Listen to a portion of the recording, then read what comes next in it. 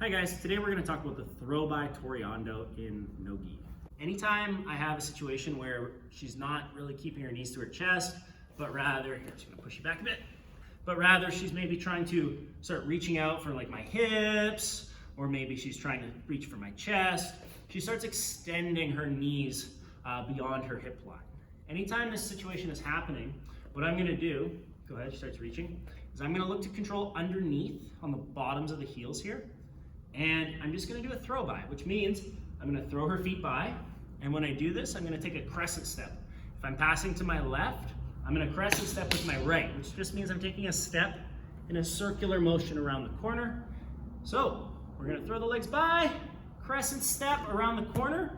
And then from here, guys, if the knees are coming up, I'm at a stronger angle now, where I can start pushing the legs away and getting my knee inside and stabilizing my pass.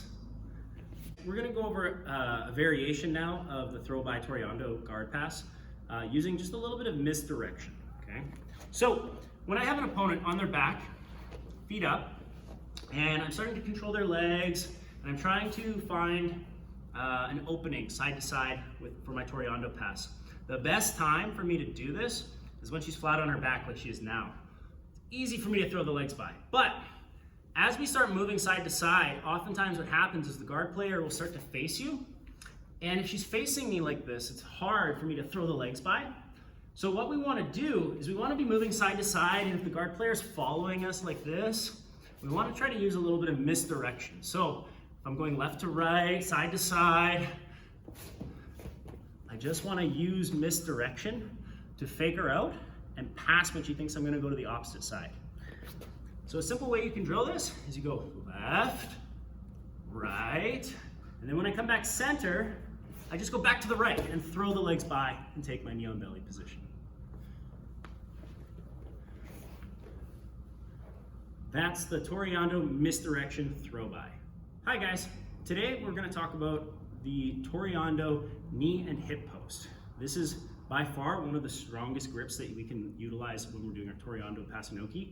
I actually really like it in the gi as well. And it looks like this. We've drilled this lots before when maybe the person's got their knees to their chest and we take a hand on the knee and a hand on the hip and we start to walk around the corner. My opponent frames on my shoulder and then I start to walk the legs back and finish over top of the hips and then move up to the head. So we can use a throw by to set this up, okay? Oftentimes what happens when we throw the legs by against a more competent opponent is rather than throwing them to the side and they go to the mat, we throw them to the side and the feet come back, okay? Of course, she wants to high step, stepping on me and recovering her guard.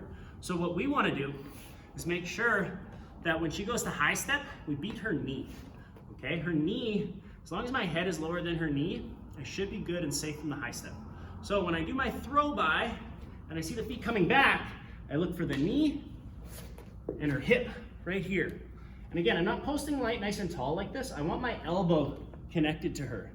My head is low, blocking any high step from coming in, stopping any knee shields from coming in. And now from here, I start to circle. When I meet her frames, I just walk back, pushing her knee all the way long and out of my way so that the knees are facing the other way.